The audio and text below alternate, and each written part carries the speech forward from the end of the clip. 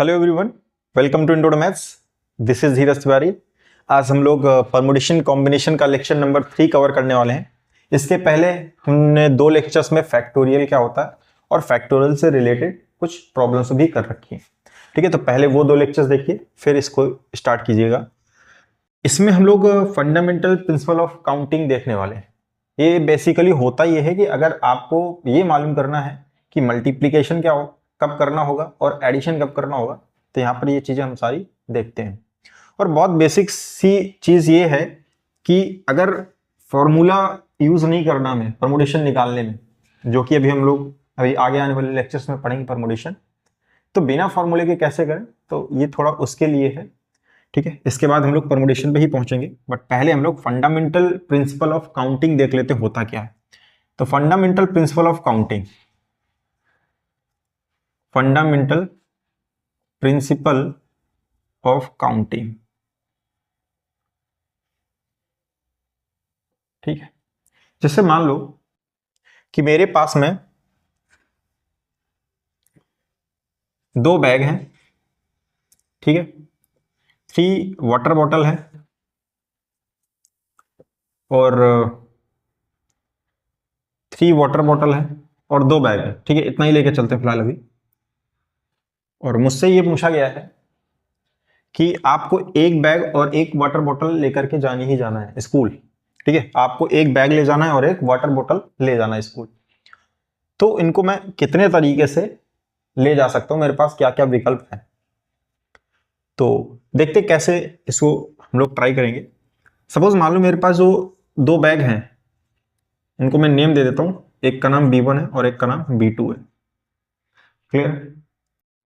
और जो water bottle है वो मेरे पास 3 है, तो 3 वाटर बॉटल को मैं W1, W2 एंड W3, ठीक। बिना किसी फॉर्मूले के एक बेसिक मेथड से अगर हम लोग ये सोचें कि कितने तरीके से मैं ये कॉम्बिनेशन बना सकता हूं कि मैं एक बोतल और एक बैग लेकर के मैं स्कूल जा सकता हूं। अच्छा, दोनों चीजें ले जानी है, एक बैग भी ले जाना है और एक बोतल भी ले जानी है आपको। तो यहां पर अब मैं पेयर बनाने स्टार्ट करता हूं। मान लो मैंने B1 सेलेक्ट किया, मेरा एक बैग सेलेक्ट हो गया और उस बैग B1 के साथ में वाटर बॉटल W1 को ले जा सकता हूं। मान लो वही बैग B1 है, तो मैंने सेलेक्ट किया मैं B1 के साथ W2 को ले जाऊंगा, या फिर मैं B1 के साथ W3 को ले जाऊंगा। ये पेयर बनते दिख रहे हैं मुझे B1 के साथ। अगर मैंने B2 सेलेक्ट किया होता कि चलो मैं बैग B2 लेके जाऊंगा, तब भी सेम ही चीजें बनती, B2 W1, B2 W2 and B2 W3। इसके अलावा कोई और पॉसिबिलिटी तो इसमें नजर नहीं आ रही है। तो यहां पर अगर मैं देखूं कि कितने मेरे पास ऑप्शन बन रहे हैं, 6 ऑप्शन आ रहे हैं टोटल। ठीक है, क्या आ रहा है, 6 ऑप्शन आ रहे हैं। तो क्या हम हर क्वेश्चन को इसी तरीके से करने वाले हैं क्या, कि मतलब सबके पेयर बनाते चलें? तो ऐसा नहीं है। अब हम इसको फंडामेंटल प्रिंसिपल ऑफ काउंटिंग की मदद से इन शॉर्ट भी करने की कोशिश करेंगे। ठीक है, तो यहां पर 2 प्रिंसिपल हम लोगों को पढ़ने हैं, एक तो मल्टीप्लीकेशन का प्रिंसिपल होता है और एक एडिशन का प्रिंसिपल होता है। बहुत बेसिक कंफ्यूजन रहता है बच्चों की कि हमें कब मल्टीप्लिकेशन कराना है और कब एडिशन कराना है, तो उसका डाउट यहाँ पर क्लियर हो जाएगा। अब यहाँ पर मैं पहला प्रिंसिपल लिखता हूँ, और ये जो क्वेश्चन है ये मैंने फॉर एग्जांपल ऐसे लिया कि आपको बिना फॉर्मूले के इसको हम लोगों ने सॉल्व किया। 2 बोतल थी और 3 आपके पास में 3 वाटर बॉटल थी और 2 आपके पास में बैग थे, तो उनका जो पेयर बना है, कितने तरीके से आप स्कूल ले जा सकते हैं, वो कितने हैं, 6 है, 6। तो पहला प्रिंसिपल देखते हैं हम लोग, फंडामेंटल प्रिंसिपल ऑफ काउंटिंग, यानी कि मल्टीप्लिकेशन का प्रिंसिपल देखते हैं। ठीक है, प्रिंसिपल ऑफ मल्टीप्लिकेशन, ये क्या कहता है, principle of multiplication. Principle of multiplication ये है कि अगर आपके पास में मान लीजिए 2 जॉब हैं करने के लिए, एक जॉब J1 मान लेते हैं और एक जॉब J2 मान लेते हैं। ठीक, जैसे यहां पर भी अभी मैं इसी से रिलेट कराऊंगा आपको। मान लीजिए आपके पास में 2 जॉब हैं, एक जॉब J1 और एक जॉब J2। आप इस जॉब J1 को मान लीजिए आप n तरीके से कर सकते हैं। ठीक है, आप इस जॉब J1 को आपको करने के m तरीके हैं आपके पास में, m वेज। ठीक है, m वेज। और जॉब J2 को आप n वेज से कर सकते हैं। बात समझिएगा यहां से, इसको मैं m तरीके से कर सकता हूं और इसको मैं n तरीके से करता हूं। मेरे पास दो काम है और उन दो कामों को, पहले काम को करने के m तरीके और दूसरे काम को करने के n तरीके।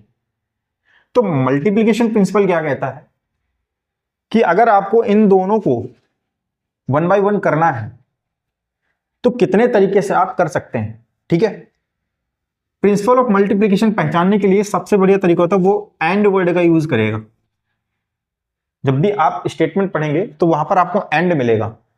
एंड जब भी मिलता है तो तुरंत दिमाग में क्लिक करना चाहिए कि ये प्रिंसिपल ऑफ मल्टीप्लीकेशन की बात कर। अब जैसे मैं यही काम इसमें करने को बोलूं आपको कि आपके पास में 2 बैग है और आपके पास में 3 वाटर बॉटल है, तो सपोज इसको J1 मान लीजिए, ये जॉब J1 है और ये जॉब J2 है।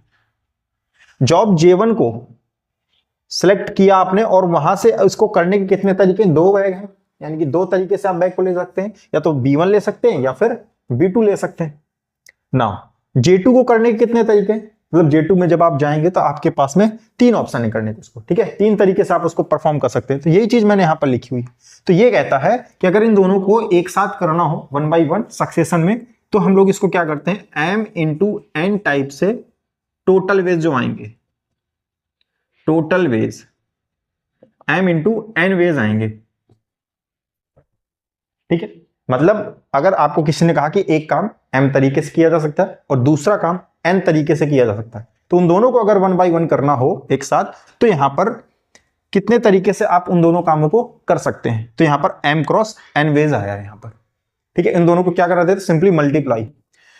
यहीं पर अब मैं इसको फॉर्मूले के थ्रू करूं, इस ये जो यहां पर मुझको मिल गया है 3 into 2, तो कितना आ जाएगा 6, और आया भी था 6 आया था। ठीक है, क्लियर है इतना। तो ये हो गया प्रिंसिपल ऑफ मल्टीप्लिकेशन, बहुत इजी है। अगर दो काम करने के आपको वेज मालूम है तो उन दोनों को मल्टीप्लाई करा दीजिए, तो उन दोनों को आपको सक्सेशन में काम करने की टोटल नंबर ऑफ वेज मिल जाते हैं। नाउ नेक्स्ट है आपका principle of addition. Principle of addition, ठीक है, ये क्या कहता है कि आपके पास मान लीजिए 2 जॉब है, इसको करने के m वेज और जॉब J2 के करने के आपके पास में n वेज हैं। ठीक है, इसको पहचानने का क्या तरीका कि हम कैसे पहचानेंगे कि प्रिंसिपल ऑफ एडिशन का प्रॉब्लम है। यहां पर जब भी वर्ड यूज करेगा वो होगा और। ठीक है, अब देखिए इसी प्रॉब्लम में मैं इसको इंक्लूड कर रहा हूं। मैंने ये कहा कि आपके पास में 2 बैग्स हैं और 3 वाटर बॉटल हैं। अब देखिए स्कूल आपको सिर्फ एक चीज ले जानी, या तो आप वाटर बॉटल ले जाइए या फिर आप बैग ले जाइए। अब बात समझिएगा मैंने क्या कहा, यहां पर 2 बैग्स हैं, तो या तो 2 बैग्स में से मैं कोई एक ही बैग को ले जाऊंगा। तो मेरे पास बैग सेलेक्ट करने के कितने ऑप्शन है, 2। अच्छा, एक ही चीज ले जानी, दोनों नहीं ले जानी। पहले वाले में स्टेटमेंट में अगर आप ध्यान दिया हो तो मैंने कहा था बैग एंड वाटर बॉटल, आपको दोनों चीजें ले जानी है, तो एंड आया था तो वहां पर मल्टीप्लीकेशन हुआ था। अब यहां पर मैं कह रहा हूं कि या तो बैग ले जा सकते हैं या फिर वाटर बॉटल ले जा सकते हैं, कोई एक ले जाएंगे, या तो बैग या फिर वाटर बॉटल।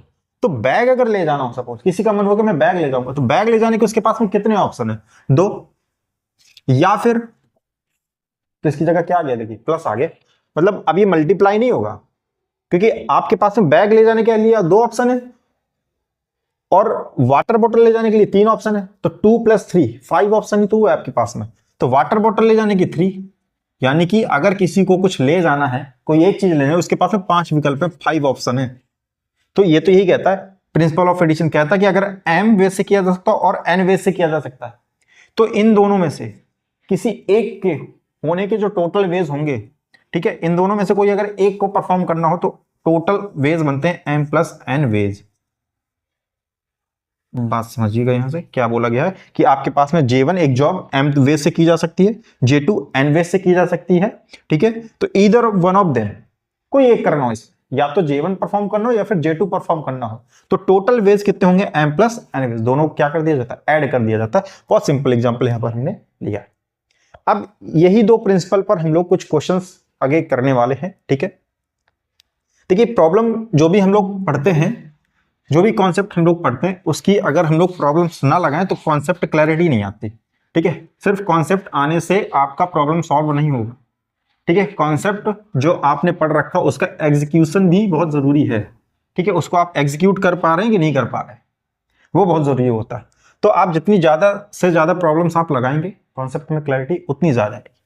तो यहां पर देखिए एक प्रॉब्लम और लेते हैं कि मान लीजिए एक क्लास है और उस क्लास में 10 बॉयज हैं एंड 8 गर्ल्स हैं। कितनी गर्ल्स हैं? 8 गर्ल्स हैं सपोज। अब स्कूल में एक फंक्शन हुआ है, ठीक है। पहले यहां पर मैं मल्टीप्लीकेशन का प्रिंसिपल बताऊंगा इसी क्वेश्चन में, मल्टीप्लीकेशन कब होगा और एडिशन कब होगा। ठीक है, स्कूल में एक प्रोग्राम हुआ है और इस क्लास के बच्चों को वो प्रोग्राम रिप्रेजेंट करना, और उस फंक्शन को रिप्रेजेंट करने के लिए पहला केस मैं बोल रहा हूं कि अगर एक लड़का और एक लड़की चाहिए, 1 boy and 1 girl, 1 boy and 1 girl, ठीक है। केस 1 लेके चल रहा हूं मैं, एक बॉय एंड 1 गर्ल मुझको चाहिए वो फंक्शन परफॉर्म करने के लिए। तो आप खुद बताइए कि कितने तरीके से आप इनको सिलेक्ट कर सकते हैं, क्या क्या पॉसिबिलिटी है। तो यहां पर अगर आप ध्यान से देखिए, मैंने बोला 1 बॉय, तो एक बॉय सिलेक्ट करने के आपके पास में कितने विकल्प हैं? 10 ना, चलिए 10 ले लिया। मल्टीप्लीकेशन में इसलिए लिख रहा हूं क्योंकि अब यहां पर अगर आप ध्यान से देखिए तो एंड बोला उसने, मतलब बॉय भी जाएगा एंड गर्ल भी जाएगी, पेयर में जाएंगे जो भी जाएंगे। तो 1 बॉय, तो 1 बॉय सिलेक्ट करने के कितने तरीके?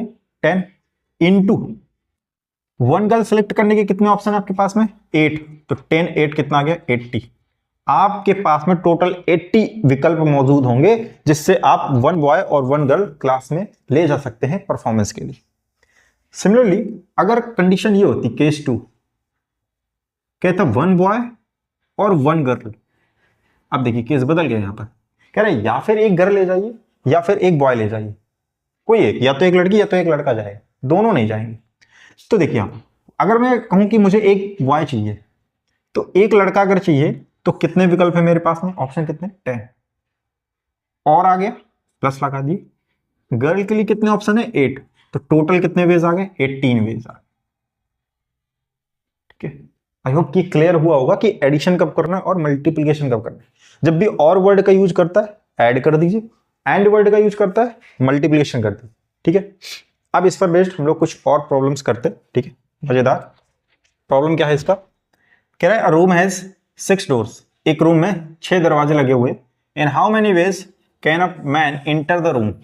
ठीक है, एक आदमी एक रूम में कितने तरीके से एंटर कर सकता है?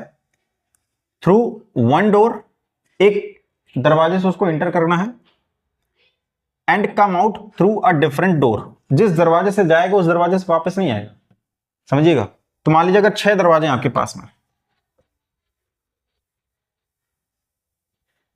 ठीक है, मैंने यहां पर 6 डोर्स यहां पर बना लिए। तो मान लो कि अगर आदमी ये दरवाजे ए से गया तो वो जब वापस आएगा तो ए से तो नहीं आएगा। ठीक है, तो अंदर जाने के कितने तरीके उसके पास में? वो इससे जा सकता है, इससे जा सकता है, इससे जा सकता है, इससे जा सकता है, इससे जा सकता है, इससे जा सकता है। इन 6 में से किसी एक से जा सकता है। तो इंटर करने के कितने तरीके हैं? ठीक है, number of ways to enter into room, कितने वेज हैं?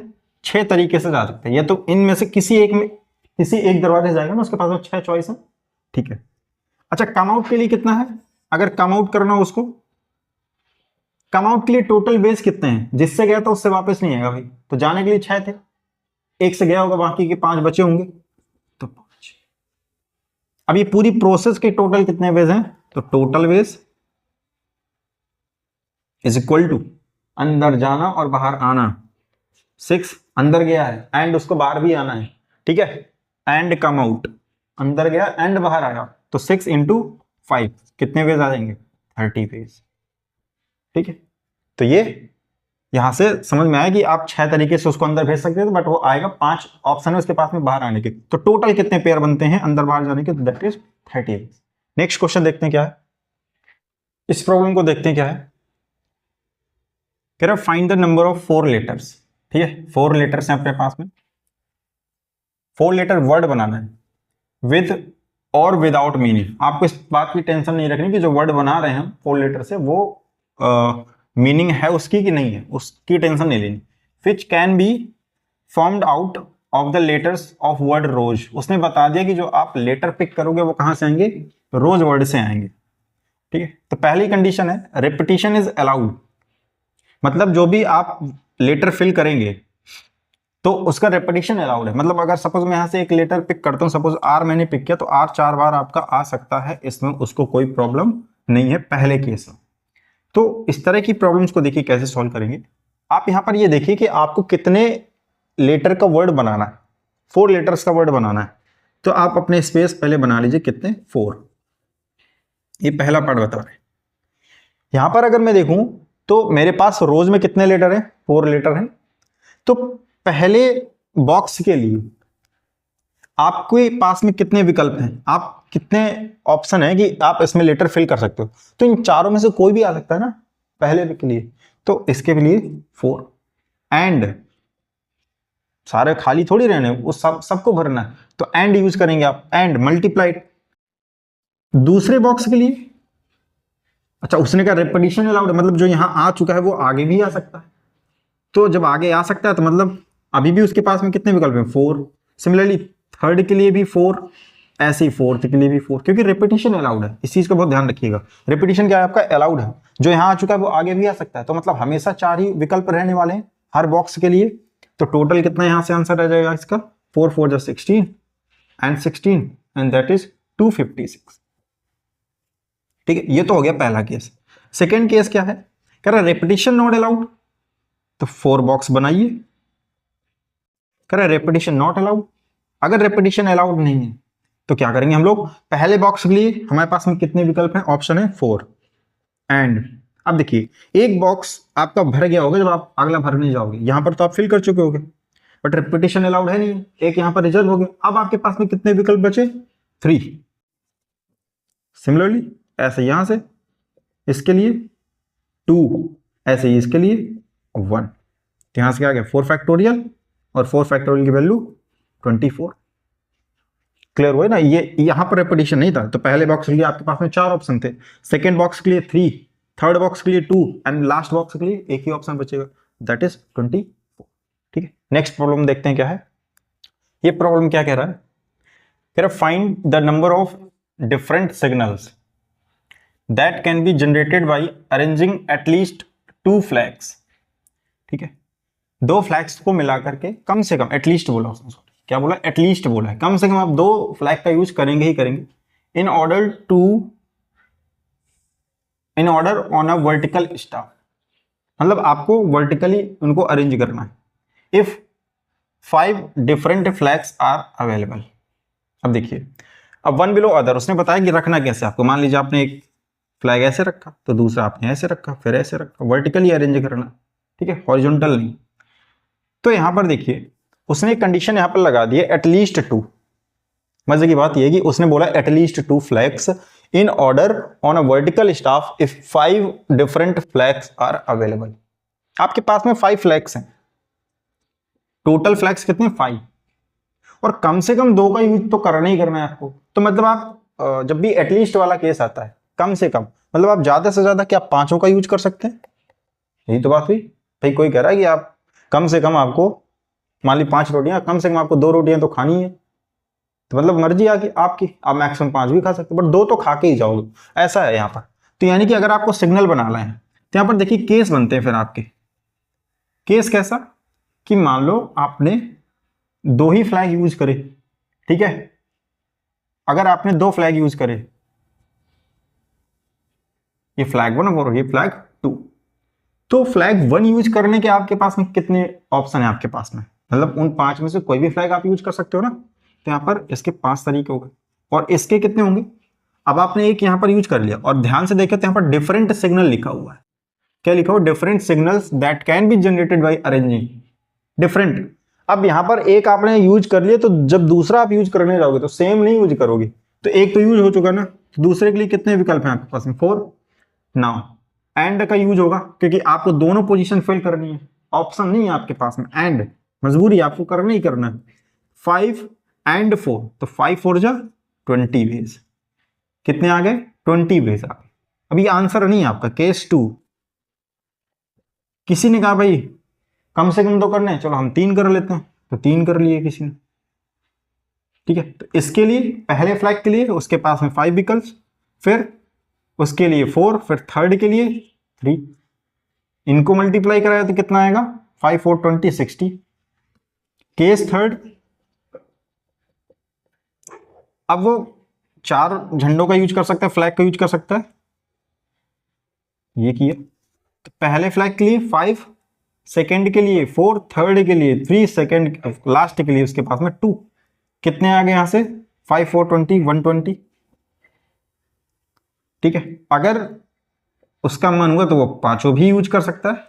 अगर पांचों यूज कर लेगा तो देख लेते हैं कितना आता है आंसर। तो पहले के लिए 5 ऑप्शन, सेकेंड फ्लैग के लिए उसके पास में 4 ऑप्शन, थर्ड के लिए 3, सेकेंड 2, फिफ्थ यानी कि 1। तो इसको भी मल्टीप्लाई कराएंगे तो कितना आएगा? 120 ही तो आएगा। 5 फैक्टोरियल बनता हुआ नजर आ रहा है यहां से। तो उसने पूछा टोटल कितने वेज, एटलीस्ट अगर आपको 2 अरेंज करना है तो ये सारे केस पॉसिबल है। तो टोटल वेज कितने आ जाएंगे भाई यहां से? टोटल वेज इन सबको क्या कर देंगे? उठा करके ऐड कर देंगे।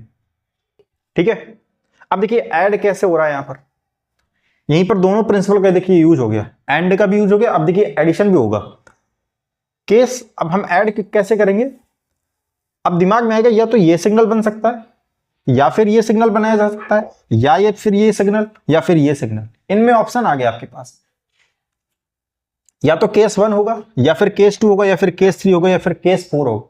तो और आ गए ना आपके पास में, चॉइस आ गई। और तो उसके लिए क्या करते हैं? ऐड करते हैं। तो इन सारे ऑप्शंस को हम लोग क्या कर देंगे? ऐड कर देंगे। तो 20 + 60 80, और यहां से 200, और ये 120, तो ये हो जाएगा 320। तो आपका आंसर जो आ गया, फाइनल आंसर आएगा वो आपका आएगा 320। ठीक है, तो बढ़िया क्वेश्चन था ये। ठीक है, एटलीस्ट वाला ऐसे एटमोस्ट टाइप का भी प्रॉब्लम होता है। अगर मान लो एटलीस्ट नहीं होता इस पे, ठीक है, वो सिंपल बोलता है कि आपको 2 फ्लैग अरेंज कर रहे हैं डिफरेंट कलर के, तब तो क्वेश्चन बहुत आसान हो जाता है। मान लो ये तो इसके लिए 5 और इसके लिए 4, आंसर आ जाता 20, क्योंकि ये तब फिक्स था, सिर्फ 2 ही फ्लैग का यूज करना है। ठीक है, उसमें एटलीस्ट नहीं था। तो ये थी इसकी कहानी। नेक्स्ट क्वेश्चन देखते हैं क्या है। इस प्रॉब्लम को देखते हैं, ये क्या है? Find the total number of ways of answering 5 objective type questions. ठीक है, 5 क्वेश्चन है, 5 क्वेश्चन। ठीक है, each question having 4 choices. MCQ आप जैसे सॉल्व करते हैं तो हर सबके पास में 5 चॉइसेस हैं आपके पास में। ठीक है, ऐसे ही सब में है। तो कह रहा है कितने तरीके से आप इन क्वेश्चन का आंसर दे सकते हैं। टोटल नंबर ऑफ वेज आपको बताने हैं। तो चलिए, अब मान लीजिए आपके पास 5 क्वेश्चन है, यानी कि आपके पास में 5 जॉब हैं, J1 J2 J3 J5। अब उन J1 को कितने तरीके से किया जा सकता है? यही तो फंडामेंटल प्रिंसिपल ऑफ काउंटिंग हम लोगों ने सीखा था। तो यहां पर अगर मैं ये देखूं कि जॉब J1 पहला क्वेश्चन, तो पहला क्वेश्चन करने के मेरे पास में कितने चॉइसेस? इन 4 में से कोई एक ही विकल्प तो सही होगा। मैं तो A टिक करूंगा, या फिर B टिक करूंगा, या फिर C, या फिर D। तो जब मैं ऑप्शन की बात करूं ना, A B C D, तो A या फिर B या फिर C या फिर D, मेरे पास 4 विकल्प हैं, 4 ऑप्शन। मतलब पहला क्वेश्चन करने के लिए मेरे पास में 4 ऑप्शन है, इन 4 में से कोई भी टिक कर सकता हूं। तो दिक्कत, पहला क्वेश्चन करने के कितने विकल्प? 4 विकल्प। सेकंड पे आइए, सेकंड के लिए भी तो सेम ही होगा ना, मैं इन 4 में से किसी को भी चूज कर सकता हूं। 4, सिमिलरली 4 4 4, समझ गए होंगे। 4 मल्टीप्लीकेशन हो जाएगा, क्योंकि आपको पांचों क्वेश्चन का आंसर करना है, विकल्प ऑप्शन नहीं है आपके पास में। जब एंड आ जाए ना, मतलब एंड, पहला भी करना है, एंड दूसरा भी करना है, तीसरा भी करना है, फोर्थ फिफ्थ, पांचों करना है। तो यहां पर क्या हो गया? 4 × 4 × 4 × 5 टाइम। तो आंसर कितना है? 4 की पावर 5। ठीक है, तो ये आपका इसका आंसर था। नेक्स्ट क्वेश्चन देखते हैं क्या है। कह रहा है हाउ मेनी 3 डिजिट्स नंबर्स। ठीक है, आपको 3 डिजिट का नंबर्स फॉर्म करना है। Can be formed using digits. उसने बता रखी है कि आपको डिजिट यहां से पिक करनी है। एंड 6, ये भी है, अच्छा 6 इफ रेपिटेशन इज अलाउड। चलिए, उसने एक बात यहां पर बताई, रेपिटेशन इज अलाउड। ठीक है, मतलब एक नंबर जो आ जाएगा वो दोबारा भी आ सकता है। कितने डिजिट का नंबर बनाना है आपको? 3 डिजिट का नंबर बनाना है। तो 3 बॉक्सेस आप पहले फटाफट बना लीजिए। ठीक, अब पहले बॉक्स को भरने के कितने ऑप्शन है आपके पास? तो काउंट करते हैं 1 2 3 4 5 6 ऑप्शन है। बट एक बात यहां पर जो ध्यान देनी होगी कि यहां पर जीरो भी आ रहा है। अगर आपने जीरो से नंबर स्टार्ट किया तो फिर वो तो 2 डिजिट का रह जाएगा ना, वो फिर 3 डिजिट का तो नहीं होगा। 023 लिखो तो 3 डिजिट नंबर थोड़ी है, तो 2 डिजिट नंबर है। तो यहां पर आप जीरो से स्टार्टिंग नहीं करते कभी भी। इस तरह के जब भी जीरो इन्वॉल्व हो तो आप शुरुआत जीरो से नहीं करेंगे। तो यानी कि आप जीरो को छोड़ना पड़ेगा आपको। तो अभी आपके पास में कितने ऑप्शन बच रहे हैं? 1 2 3 4 5। तो पहले बॉक्स को भरने के लिए हमारे पास में 5 ऑप्शन, एंड सेकेंड को भरने के लिए अब देखिए जीरो यहां पर नहीं आया था, रेपिटेशन अलाउड है। तो यानी कि अब बीच में तो जीरो भी आ सकता है और जो यहां आया होगा वो भी यहां आ सकता है क्योंकि रेपिटेशन अलाउड है। देखिए अब जीरो भी इसमें जाकर के मिल गया। 5 तो पहले से थे, एक और आ गया तो जीरो भी हुए, यानी कि 6 ऑप्शन हो गया आपके पास में। कितना हो गया? 6। सिमिलरली थर्ड वाले के लिए भी कितना होगा? 6। ठीक है, पहला बॉक्स आपने 5 तरीके से भरा क्योंकि जीरो नहीं लेना था आपको। सेकेंड बॉक्स जब भरने गए तो जीरो भी आ सकता है और रेपिटेशन भी अलाउड है, मतलब जो यहां आ गया होगा वो दोबारा भी आ सकता है। ठीक है, तो कितना हो गया इसका आंसर? 5 6। ऐसे इस लास्ट वाले के लिए भी 6 ऑप्शन है आपके पास में। तो ये आ जाएगा 6 × 6 36 और ये आ जाएगा 180। ठीक, अगर मान लो रेपिटेशन अलाउड नहीं होता तब केस क्या बनता? तो अगर रेपिटेशन अलाउड नहीं होता, ठीक है, ये तो था रेपिटेशन के लिए, ध्यान रखिएगा, ये था रेपिटेशन। अगर रेपिटेशन अलाउड नहीं है, नॉट रेपिटेशन, ठीक है, तो उसको देखिए कैसे करते हैं यहां पर।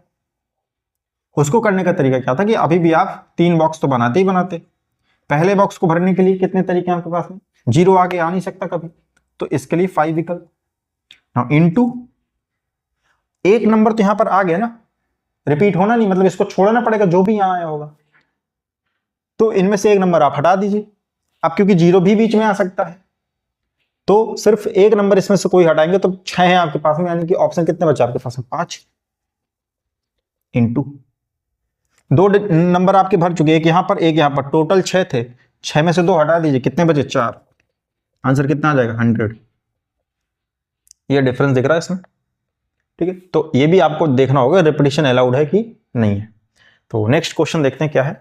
How many numbers are there between 100 and 1000 in which all the digits are distinct। ठीक है, इस वर्ड पर ध्यान दीजिएगा, डिस्टिंक्ट। डिस्टिंक्ट का मतलब डिफरेंट हो सारे नंबर्स। तो रिपीटिशन अलाउड नहीं है, रिपीटिशन नॉट अलाउड। ठीक, ये सारी चीज आपको ध्यान देनी हो। अच्छा, कह रहा है कि इन 100 और 1000 के बीच के सारे नंबर्स बताने और वो ऐसे हों कि सारी डिजिट ना जिस नंबर में यूज हो सारी डिस्टिंक्ट हो। तो देखिए 100 और 1000 के बीच में कितने डिजिट का नंबर बन रहा है? 3 डिजिट का नंबर। 3 बॉक्सेस, मतलब जो भी नंबर होगा वो 3 डिजिट का होगा। अब डिजिट्स क्या है? 0 1 2 3 4 5 6, यही नंबर आ रहे होंगे अप टू 9। ठीक है, तो पहले बॉक्स को भरने के लिए, पहले बॉक्स को भरने के लिए आपके पास कितने विकल्प है? जीरो से तो आप स्टार्ट करेंगे नहीं, जस्ट अभी देखा था हमने। तो टोटल है 10। 10 में से आपके पास में 9 ऑप्शन है कि आप इसमें फिल कर सकते हैं।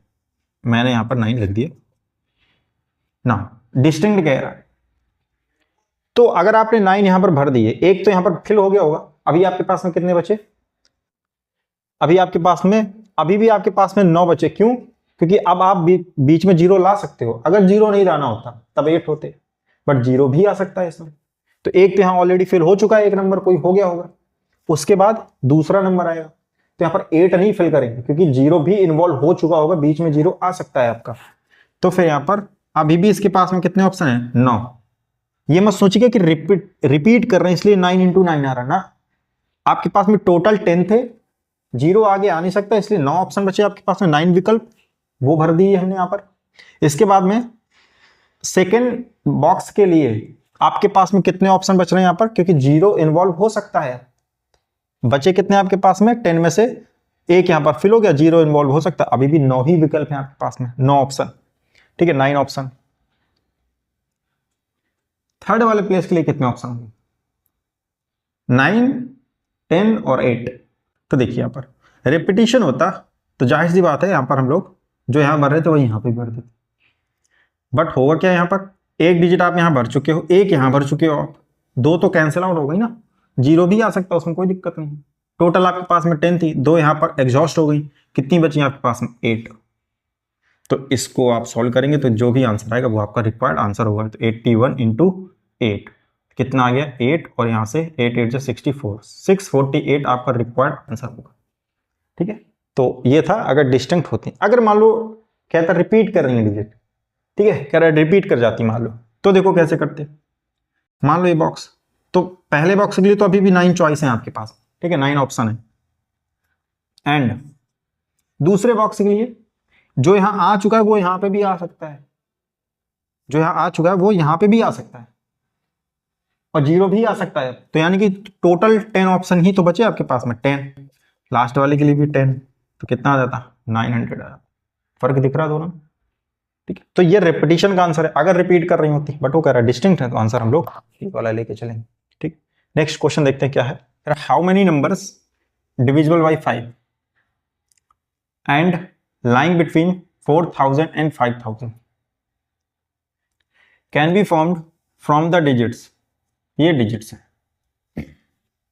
ठीक है, सिर्फ इन्हीं डिजिट्स का यूज करना है। जब आपको डिजिट्स पर्टिकुलर ना बताया जाए तब आप 0 से लेकर के 9 तक कोई भी डिजिट का यूज कर सकते हैं, बट अगर आपको उसने स्पेसिफाई कर दी है डिजिट्स तो फिर आप इन्हीं से सेलेक्ट करेंगे, बाहर नहीं जाएंगे इसके। तो आपको यहां पर देखिए किसके बीच में बनानी, 4000 एंड 5000, तो कितने डिजिट का नंबर बनेगा यहाँ पर?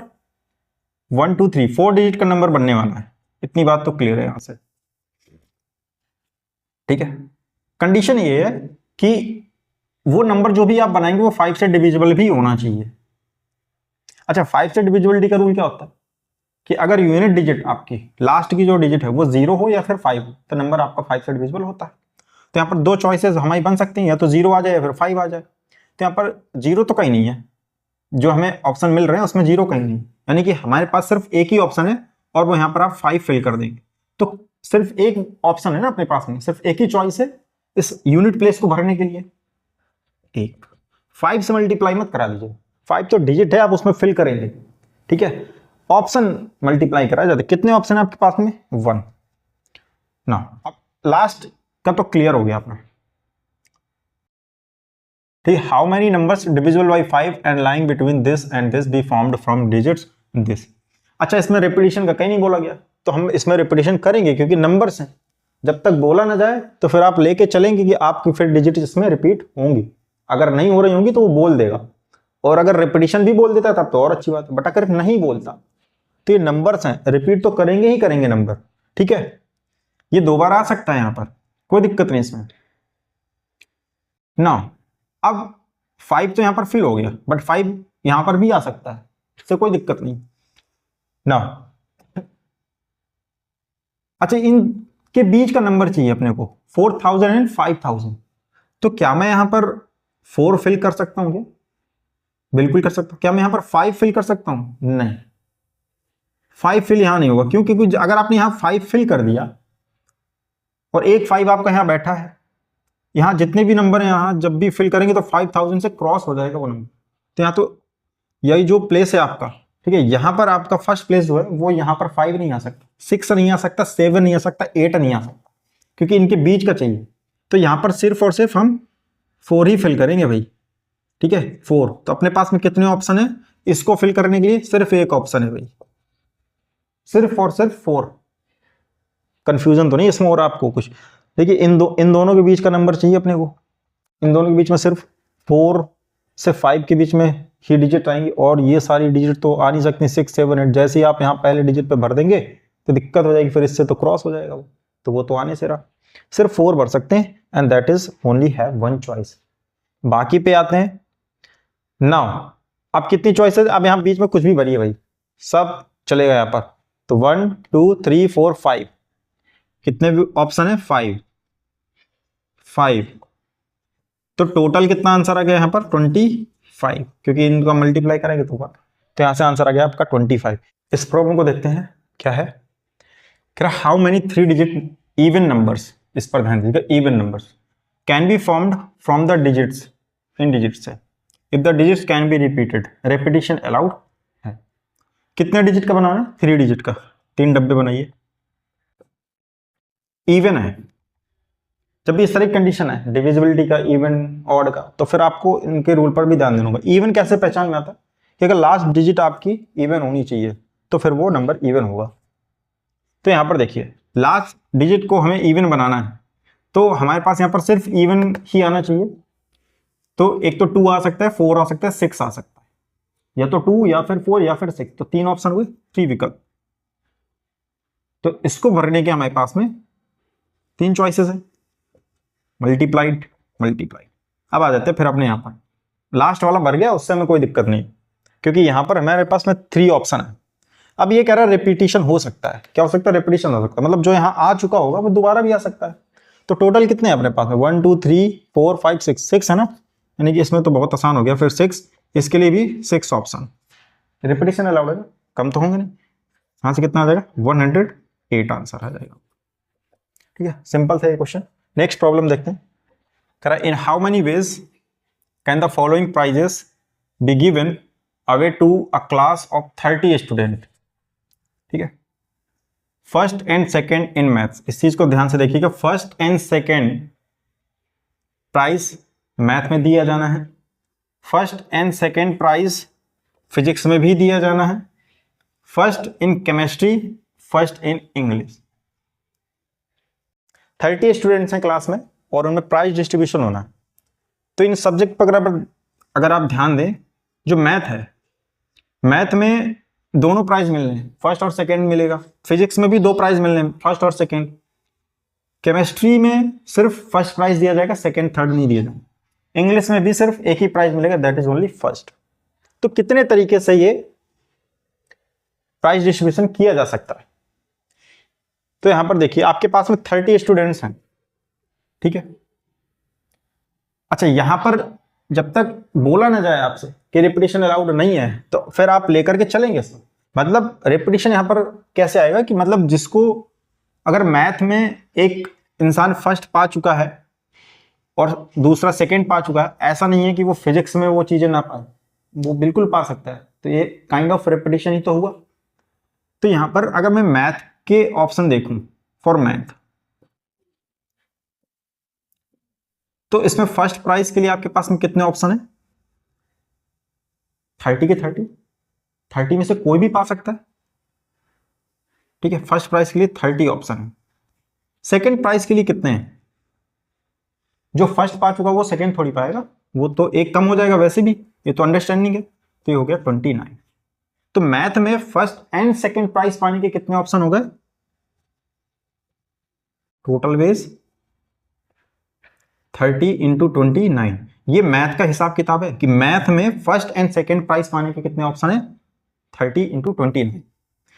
फिजिक्स की इसी तरह से बात करें तो मैंने अभी कहा था, ऐसा नहीं कि जो मैथ में पा चुका होगा फर्स्ट सेकंड, वो फिजिक्स में फर्स्ट सेकंड नहीं पा सकता, बिल्कुल पा सकता है। तो इसके लिए फर्स्ट के लिए 30 ऑप्शन और सेकेंड पोजीशन के लिए भी 29 ऑप्शन, इसके लिए भी सेम डेटा आया। अगर मैं केमिस्ट्री की बात करूं, केमिस्ट्री में तो एक ही प्राइज मिलना फर्स्ट, 30 में से किसी को भी मिल सकता है। आपके पास में कितने ऑप्शन है? 30 के 30। इंग्लिश की अगर बात करें तो इंग्लिश में आपके पास में भी 30 ऑप्शन है, ठीक। अब आप यहां पर एक गलती जो हो सकती है कि क्या पता आप इनको उठा करके ऐड कर दें, तो ऐड नहीं करना है। क्वेश्चन को फिर से पढ़िए, कह रहा है first and second prize in maths, comma लगा हुआ है, first and second prize in physics, first in chemistry and first in English. यहां पर ध्यान दीजिए एंड, तो ये सारे कॉमा का मतलब ना एंड हुआ। अगर यहां पर और होता तो फिर हम और का इस्तेमाल करते, बट यहां पर एंड है। एंड मतलब इसमें भी मिलेगा, एंड इसमें भी, एंड दिस, एंड दिस। तो एंड का यूज हो ना सब में, मैथ, फिजिक्स, केमिस्ट्री, इंग्लिश। तो इनमें जब आप टोटल वेज निकालने जाएंगे प्राइस डिस्ट्रीब्यूशन के, तो आप इन सबको मल्टीप्लाई कराएंगे। तो 30 इंटू 29, 30 इंटू 29 30 × 30। ठीक है, ये आपका फाइनल आंसर होगा, गलती से ऐड मत कर दीजिएगा निकाल कर। ठीक, तो ये फाइनल आंसर हुआ इसका। चलिए नेक्स्ट प्रॉब्लम देखते हैं क्या है। कह रहा है in how many ways 5 rings, कितनी रिंग्स हैं? 5 रिंग्स हैं of different types can be worn in 4 fingers. ठीक है, 5 यानी कि 5 रिंग्स हैं आपके पास में और पहनने के लिए 4 फिंगर्स हैं। तो कितने तरीके से ये जो रिंग्स हैं आप पहन सकते हैं वो आपको बताना है। तो देखिए यहां पर आपके पास में 4 फिंगर हैं। ठीक है, ये मान लीजिए आपके फिंगर्स हो। अब आपके पास में 5 रिंग्स हैं। चलिए आते इस फिंगर के पास में आए। ठीक है, अगर मैं ये देखूं कि इस अंगूठी को, ये सॉरी अंगूठी है, इंसान नहीं है, अंगूठी, ये जो रिंग है, अगर इसको पहनाना हुआ तो इसके पास में कितने ऑप्शन हैं रिंग पहनाने के। ये रिंग जो है इस फिंगर में जा सकती है, इस फिंगर में जा सकती है, इस फिंगर में जा सकती है, या फिर इस फिंगर में जा सकती है। इस रिंग को पहनने के कितने ऑप्शन है अपने पास में? 4 ऑप्शन। एंड 5 पहननी है भाई। In how many ways 5 rings of different types can be worn in 4 fingers. 5 ring पहननी है, तो एंड है और नहीं है, तो एंड। सेकेंड रिंग पे आए। सेकेंड रिंग मैंने कहा जब तक वो बोले ना कि आपको अलग अलग पहनना है तब तक आप रेपिटेशन अपने दिमाग में ही रख के चलेंगे। तो यहां पर क्या है, सेकेंड रिंग पहनने के उसके पास में कितने ऑप्शन है? इसमें पहन सकता है, इसमें पहन सकता है, इसमें पहन सकता है, इसमें पहन सकता है, इसके पास भी 4। सिमिलरली इसके भी पास में 4 ऑप्शन। 4 कितना यहां से आंसर है? 4 की पावर 5। ठीक है, क्या पता वो एक ही अंगुली में 5 अंगूठियां पहन ले, पहन सकता है, उसकी उंगली बड़ी होगी, पहन लेगा। तो यहाँ से 4 की पावर 5 इसका क्या आ जाएगा? आंसर आ जाएगा। इसी तरह एक और मिलता जुलता प्रॉब्लम होता है लेटर बॉक्स वाला। ठीक है, मान लीजिए आपके पास में 5 लेटर बॉक्स हैं, इनको पोस्ट करना है। 5 लेटर है, सॉरी कितने हैं? 5 लेटर है और 4 ना बॉक्सेस हैं, लेटर बॉक्सेस जिनमें आप पोस्ट करते हो। तो कितने तरीके से आप इस लेटर को पोस्ट कर सकते हैं? तो देखिए सिमिलर क्वेश्चन होता है यहां पर। आप पहले लेटर जाएंगे, इन चारों बॉक्सेस में किसी एक में ही डालेंगे इसमें, तो आपके पास में पहले लेटर के लिए 4 ऑप्शन। सेकेंड लेटर लाए, किसी में भी डाल सकते हैं, उसने बोला ही नहीं कि रिपीटिशन नहीं हो सकता, तो फिर हम मान के चलेंगे कि होगा 4 × 4। ऐसे ही 5 के लिए होगा तो 4 × 4 × 4। ठीक है, तो 4 की पावर 5, सेम आंसर इसका भी आ गया। तो ये लेटर बॉक्सेस वाली प्रॉब्लम है, ये फिंगर और रिंग वाली प्रॉब्लम है। ठीक है, तो इस लेक्चर में हम लोग यहीं तक रखते हैं। ठीक है, इसमें अगर कोई भी डाउट आता है तो उसको आप कमेंट में बता सकते हैं। और ये जो भी क्वेश्चन यहाँ पर कराया गया है ना, इसका एक PDF फॉर्म आपको टेलीग्राम चैनल पर मिल जाएगा, लिंक डिस्क्रिप्शन में आपको मिल जाएगी। तो मिलते हैं नेक्स्ट लेक्चर में, तब तक के लिए स्वस्थ रहिए, मस्त रहिए।